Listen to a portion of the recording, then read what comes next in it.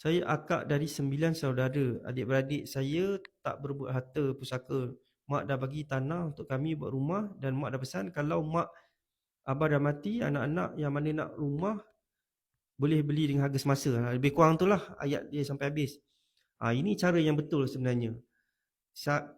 Untuk elakkan masalah di kemudian hari. Maksudnya arwah dah berfikir panjang lah. Kalau siapa nak dia beli dengan harga semasa dan bahagian tu dia bayar dekat waris-waris faraid. Ini adalah pada saya yang terbaik lah. Siapa nak dia beli. Kalau tak ada orang nak beli, jual dekat siapa-siapa ataupun jual dekat orang luar. Supaya apa? Supaya harta tu dapat dimanfaatkan. Hasil jualan tu waris-waris lain boleh guna duit tu.